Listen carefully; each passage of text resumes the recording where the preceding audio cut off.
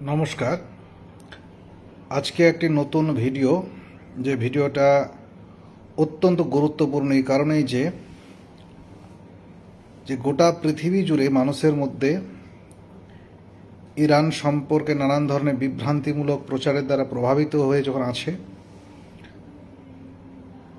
ঠিক সেই সময় আমেরিকা এবং জায়নিস্ট ইসরায়েল যৌথভাবে গত 28শে ফেব্রুয়ারি ইরানের উপর আক্রমণ চালায়। ইরান আমেরিকা ও ইসরায়েলের যুদ্ধের আজকে 22তম দিন। যুদ্ধের এই 22তম দিনে যুদ্ধ যে শুরু হয়েছে, আমেরিকা ও ইসরায়েল যে ইরানের উপর আক্রমণ করেছিল গত 28শে ফেব্রুয়ারি, ভারতবর্ষে আমি প্রথম এই খবরটি প্রকাশ করি। তার আগে ভারতবর্ষে কেউই করতে পারেনি। এবং আমি প্রথম ভিডিও এই বিষয়ে বানাই, ইংলিশে সেই ভিডিওটা বানিয়েছিলাম। তো এই যুদ্ধের 22তম দিনে এসে আমরা, এবং এই যুদ্ধের বিভিন্ন আপডেট আমি প্রতিনিয়ত বিভিন্ন জনকে দেওয়ার চেষ্টা করেছি, এবং কিছু কিছু সময় আমি ভিডিও বানিয়েছি। তাহলে আমি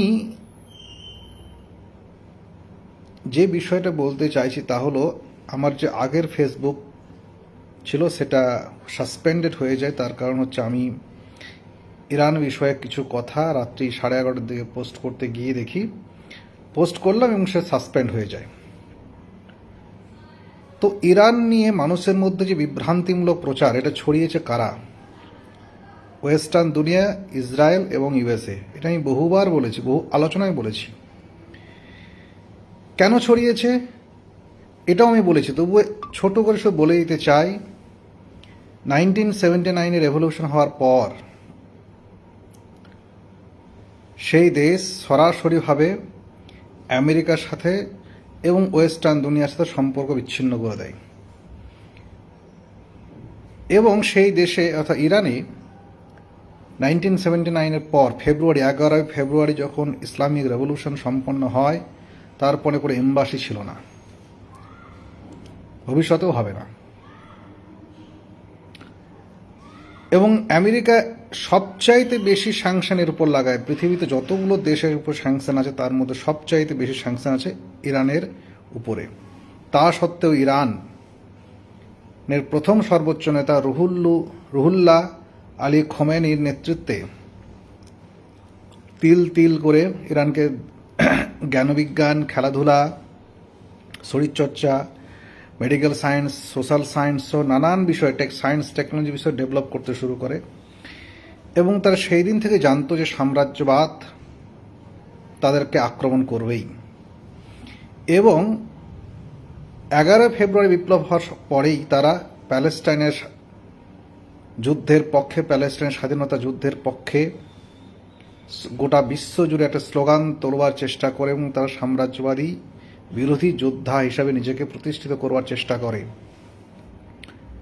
কিন্তু পৃথিবীর এবং ভারতবর্ষের বামপন্থী দলগুলো ইরানকে ধোঁকা দিয়েছে। এই যে ধোঁকা দেওয়া, সেই ধোঁকাটা কীরকম এটাও আমি বলেছি এর আগে, আজকেও এখনও বলে দিতে চাই। সেটা হলো যে 2006-এ যখন হিজবুল্লাহ এবং ইসরায়েলের মধ্যে যুদ্ধ হয়, লেবাননের রাজধানী বেইরুট থেকে লাত মেরে তাড়িয়েছিল ইসরায়েলি বাহিনীকে হিজবুল্লাহ তৈরি হয়েছিল ইরানিক রেভলিউশন থেকে অনুপ্রাণিত হয়েই, এবং তার সঙ্গে হুথি। ফলে ইরানের তারা একটা কথা অমান্য করতে পারে না। ফলে ইরান যা বলে হুথি এবং হিজবুল্লাহ সেই পথেই চলে। ভারতবর্ষের প্রথমে মানিক মুখার্জি বেইরুটে যায় এবং সেখানে হিজবুল্লাহ নেতৃত্বের সাথে কথা বলে সেখানে ফেব্রুয়ারি মাসে ইন্টারন্যাশনাল অর্থাৎ আন্তর্জাতিক সাম্রাজ্যবাদ বিরোধী কমিটি এবং হিজবুল্লাহ যৌথ উদ্যোগে, এবং হিজবুল্লাহ একটি সায়েন্স সেন্টার আছে হিজবুল্লাহ, তারা যৌথ উদ্যোগে হিজবুল্লাহ লোকজন ভলান্টারি করে, সেখানে তারা ইন্টারন্যাশনাল আন্তর্জাতিক সম্মেলন, সাম্রাজ্যবাদ বিরোধী সম্মেলন অনুষ্ঠিত হয় এবং সেই সম্মেলন ঠিক হয়। হামাসের প্রতিনিধি উপস্থিত ছিলেন, পিএফএলপি ছিলেন, বহু দেশের কমিউনিস্ট পার্টি সব বামপন্থী ছিলেন, লিবারেল মানুষ ছিলেন, রামসে ক্লার্কের নাম আমরা জানি। সেই সম্মেলনে এই সিদ্ধান্ত হয় যে হামাস এবং হিজবুল্লাহ যতগুলো ইসলামিক রেজিস্ট্যান্স মুভমেন্ট আছে, জায়নিস্ট ইসরায়েল এবং সাম্রাজ্যবাদের বিরুদ্ধে সবগুলোকে সমর্থন করবে এই কমিটি। এবং এই কমিটির পিছনে ছিল যারা, তারা হচ্ছে ভারতবর্ষের এসইউসিআই দল, আজকে যার নাম এসইউসিআই কমিউনিস্ট, সব বিভিন্ন বিশ্বের বিভিন্ন কমিউনিস্ট পার্টি। তারপরে তারা আজকে পরবর্তীকালে হামাস যখন যুদ্ধ শুরু করে 2023-এর 7ই অক্টোবর, তখন থেকে তারা হামাসের বিরুদ্ধে চলে যায়, অর্থাৎ ভারতবর্ষের কমিউনিস্ট পার্টিগুলো এবং বিভিন্ন দেশের কমিউনিস্ট পার্টিও। পৃথিবীতে গুটি কয়েক লোক আমরা ছিলাম যারা প্যালেস্টাইন স্বাধীনতার পক্ষে বলতে শুরু করেছিলাম বহুদিন থেকে। 7ই অক্টোবর পরে সেটা আরও মাত্রা পায়। যেখানে বিশ্ব প্যালেস্টাইনকে ভুলে গেছিল, হামাস গোটা বিশ্বের মানুষের কাছে, নতুন জেনারেশনের কাছে প্যালেস্টাইন আমরা পৌঁছে দিল এবং মানুষ 1 মাসের মধ্যে গোটা বিশ্বের মানুষ প্যালেস্টাইনের পক্ষে রাস্তায় নামতে শুরু করে জায়নিস্ট ইসরায়েল এবং আমেরিকার প্রচারের বিরুদ্ধে, এবং শুরু হয় ফ্রি প্যালেস্টাইন স্লোগান। এখনও চলছে। এটা বন্ধ হয়ে গেছিল, ছিলই না। বামপন্থী সেই উদ্যোগ নেয়নি, লিবারেলরা সেই উদ্যোগ নেয়নি, মুক্তমনারা সেই উদ্যোগ নেয়নি, এবং এই লিবারেলরা, এই মুক্তমনারা, এই বামপন্থীরা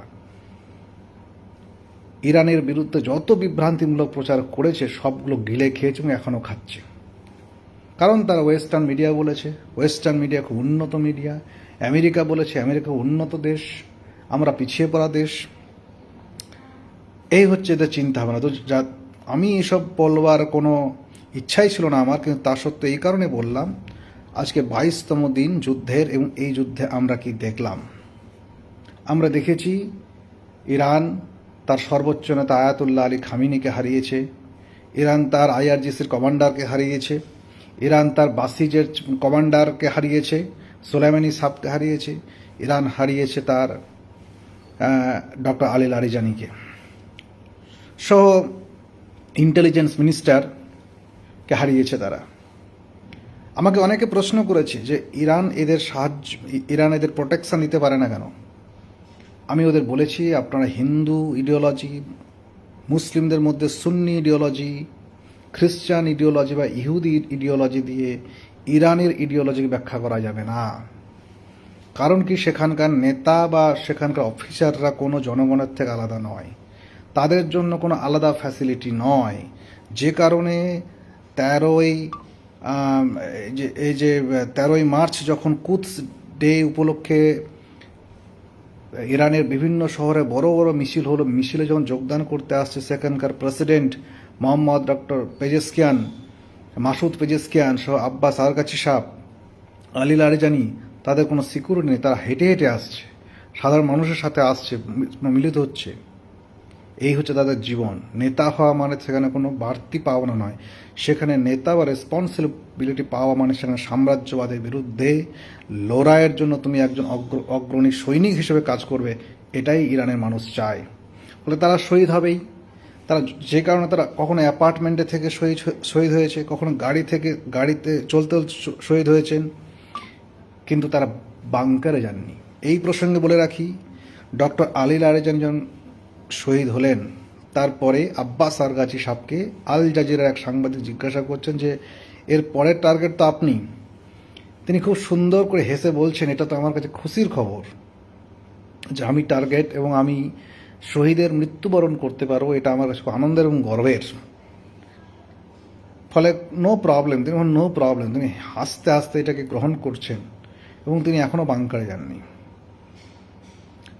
এবং ইরানে কেউ মারা গেলে, কোনো নেতৃত্ব মারা গেলে সেখানে কেয়াসের জন্য মিটিং মিছিল করতে হয় না, পরপর ঠিক করা থাকে যে এই মারা গেলে বা শহীদ হলে সে হবে, সে এরকম প্রসেস চলতে থাকে। ইসলামিক রেভলিউশনকে বাঁচাতে গেলে, সাম্রাজ্যবাদ পুঁজিবাদের বিরুদ্ধে লড়তে গেলে কতটা নিখুঁত কাজ করতে হয় সেটা আয়াতুল্লাহ আলী খামিনি এবং রুহুল্লাহ খমেনি নেতৃত্বে ইরান করেছে। তাদের সৈন্যবাহিনীর বহু লেয়ার এখন তো ইরানের ক্ষমতা সম্পূর্ণভাবে চলে গেছে আইআরজিসির উপরে, যে কারণে ট্রাম্প পাগলের মতো বলছে যে আমরা তো ইরানের সাথে কথা বলতে চাই, কিন্তু তাদের দেশের হয়ে কথা বলবে কে, সেরকম কেউ নেই। কারণ ওখানে কোনো ব্যক্তির উপর নির্ভর করে না। ইরান সবার চাইতে বড় ব্যক্তি আয়াতুল্লাহ আলী খামেনি বড় নয়, এখানে ডক্টর আলী লারজানি ইরানের থেকে বড় নয়, ইরানই সর্বোচ্চ। তাই এখন যৌথ কাজ চলে, যৌথ নেতৃত্ব ওখানে প্রতিষ্ঠা হয়। যৌথ নেতৃত্বের মধ্য থেকে একজনকে দায়িত্ব নিতে হয়, একজন পোস্টে রাখতে হয়, কিন্তু সেই ব্যক্তি মারা গেলেই কোনো এফেক্ট হয় না। প্রথমেই বলে রাখি, এই ইরান সম্পর্কে এই যে কনসেপ্টটা, যে ইরানে এতজন নেতা মারা গেল, নেতা বাঁচাতে যুদ্ধে কি লড়বে, প্রথমেই বলি তারা যৌথ উদ্যোগে চলে। নেতা বা কারো পোস্টে কোনো কারো নাম আছে মানেই সে সর্বোচ্চ নেতা, সর্বোচ্চ বড় অফিসার, মন্ত্রী, বিষয় এরকম নয়। সেটা দুনিয়ার জন্য, সেটা এই পোস্টগুলো কিন্তু তাদের ডেমোক্রেটিক সিস্টেম কোনো ওয়েস্টার্ন ডেমোক্রেটিক সিস্টেমের সাথে একেবারেই ম্যাচ করে না। তাদের ডেমোক্রেটিক সিস্টেম তাদের মতো, যেখানে অপোজিশন এবং ক্ষমতাসীন দল সকলেই ক্ষমতায় থাকতে পারে। আমাদের ভারতবর্ষের মতো ডেমোক্রেসি নয় যে এখন বিজেপি ক্ষমতায় আছে কেন সব বিজেপিরই মন্ত্রী, না, সেটা নয়। সেখানে সকলেই মন্ত্রিত্বে পার্টিসিপেট করবে, সকলেই সিদ্ধান্ত গ্রহণ করবে। ডক্টর আলী লারজানি ছিলেন ডক্টর পেজেশকিয়ানের প্রেসিডেন্টের বিরোধী পক্ষ, তো সবার লক্ষ্য হচ্ছে ইসলামিক রেভলিউশনকে রক্ষা করা, রেভলিউশনের ঝান্ডাকে বহন করা, এই লক্ষ্য। এখন যিনি হয়েছেন আইআরজিসির চেয়ারম্যান, তিনিও বর্তমান প্রেসিডেন্টের বিপক্ষ। তিনি তো বর্তমান প্রেসিডেন্টের বিরুদ্ধে ভোটে দাঁড়িয়েছিলেন, প্রফেসর সাহেব জালিলি সাহেব। ফলে ওখানকার সিস্টেমের সাথে অন্য দেশের সিস্টেম মিলবে না। নারী ঘটিত বিষয়ে ওখানকার বিষয়ে ইরান বিষয়ে ব্যাপক নেগেটিভ প্রচার করা হয়, সেগুলো বিভ্রান্তিকর।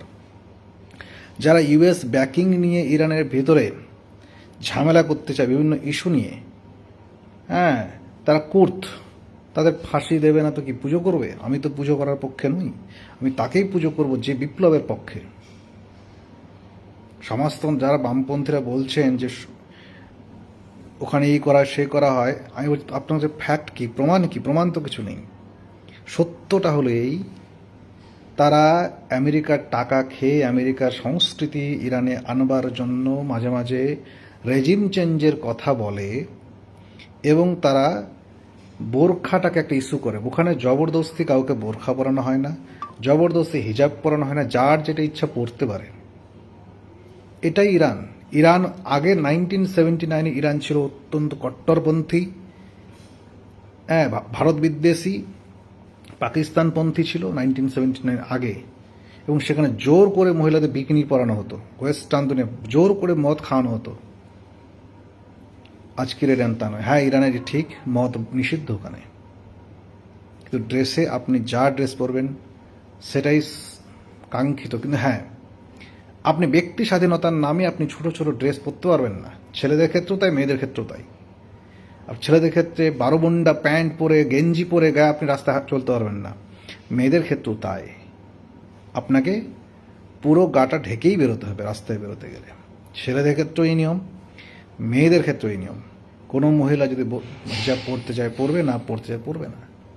তাহলে এত এর বিরুদ্ধে নেগেটিভ কেন? তার কারণ হচ্ছে এত স্যাংশন থাকা সত্ত্বেও যে ইরান গোটা বিশ্বকে চ্যালেঞ্জ করবার জন্য চ্যালেঞ্জ করেছে। দেখুন, এত স্যাংশন থাকা সত্ত্বেও আমরা সায়েন্সে এগিয়ে, টেকনোলজিতে এগিয়ে, মেডিকেল সায়েন্সে এগিয়ে, আপনারা ফ্যাক্ট চেক করতে পারেন।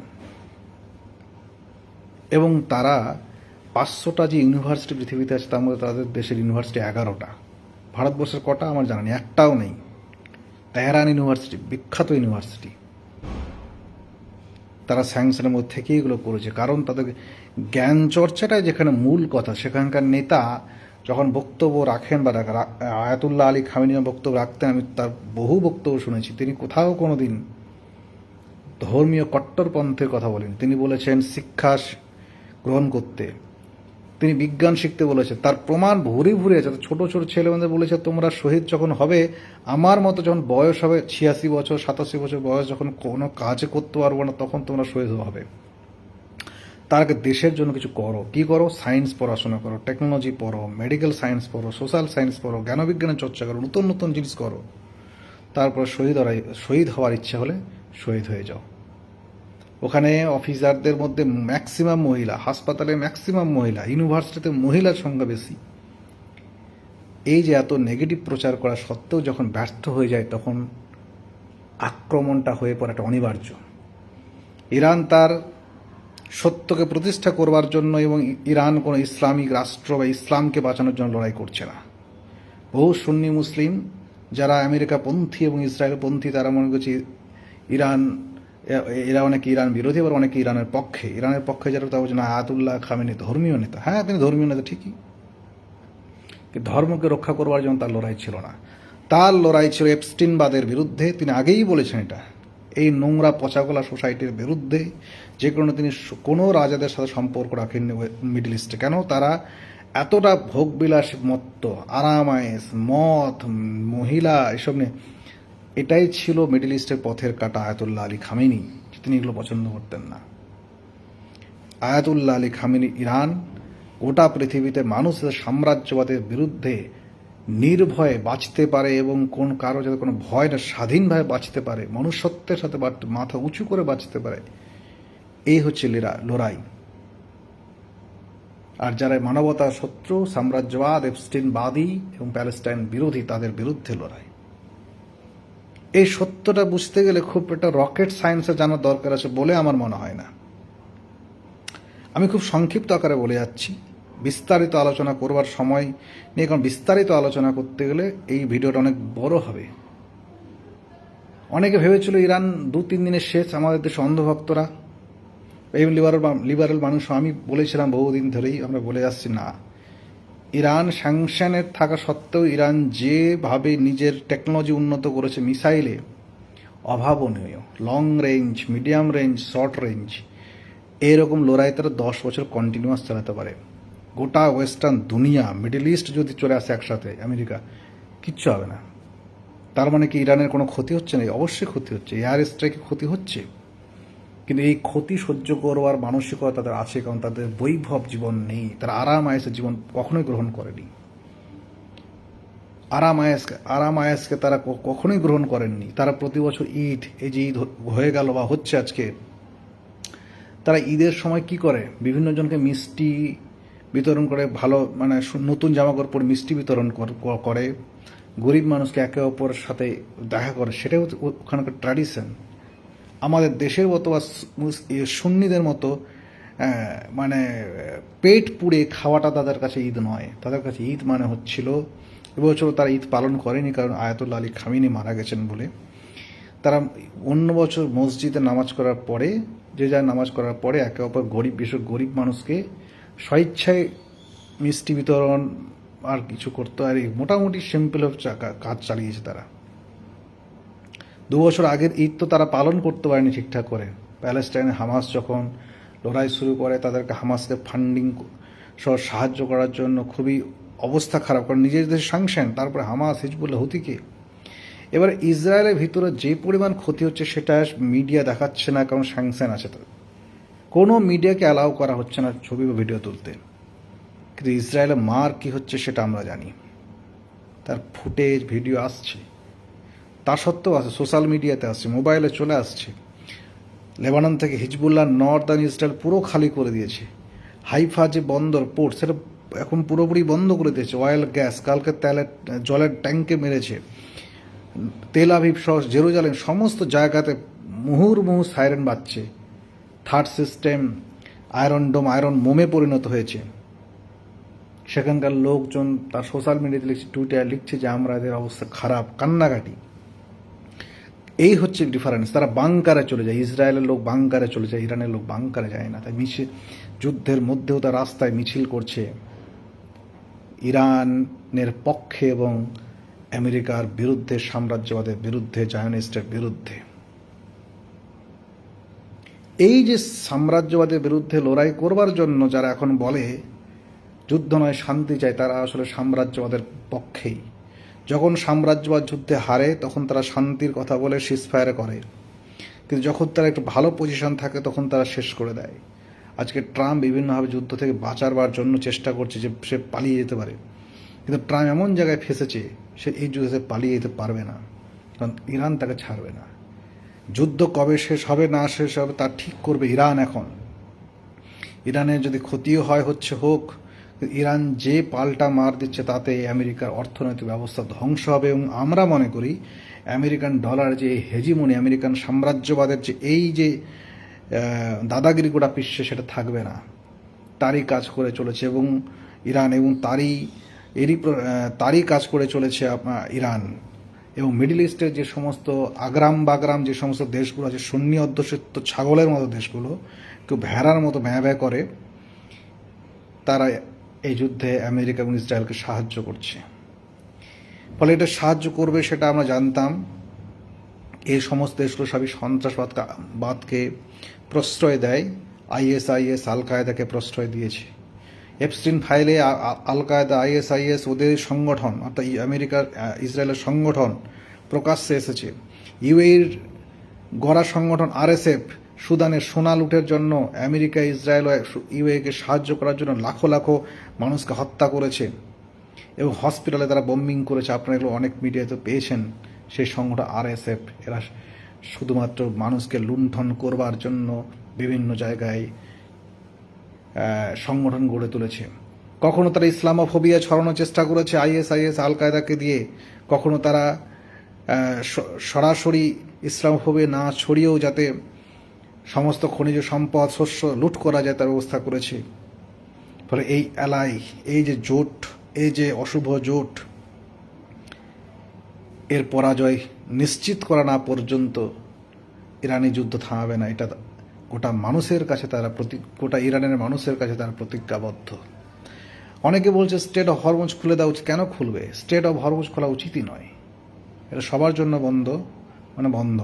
শুধুমাত্র রাশিয়া এবং চায়না এবং যারা ইসরায়েল এবং আমেরিকার অ্যালাই, তাদের জন্য একেবারে খোলা হবে না। ফলে এই যুদ্ধ শুধুমাত্র ইরান, ইসরায়েল এবং আমেরিকার মধ্যে নয়। এই যুদ্ধ হচ্ছে সাম্রাজ্যবাদের বিরুদ্ধে যুদ্ধ, যেটা ইরান করছে। ইরানের পক্ষে যারা, তারা হচ্ছে মানবতার পক্ষে, সুন্দর পৃথিবীর পক্ষে।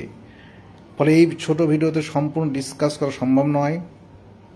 আজকের আপডেট, যে কোনো আপডেট পেতে গেলে কখন কি কোথায় আক্রমণ হচ্ছে, তো সবটা জানতে গেলে আপনারা যোগাযোগ করতে পারেন, কোনো সমস্যা নেই। আমি সেই আপডেটগুলো এখানে বলতে পারলাম না। শুধু আমি এই যুদ্ধ বিষয়ে একটা দৃষ্টিভঙ্গি দেওয়ার চেষ্টা করলাম, যে ইরানের দৃষ্টিভঙ্গি এবং জায়নিস্ট ইসরায়েলের এবং আমেরিকার দৃষ্টিভঙ্গি, এই দুটো দৃষ্টিভঙ্গি এক নয়, সম্পূর্ণ বিপরীত।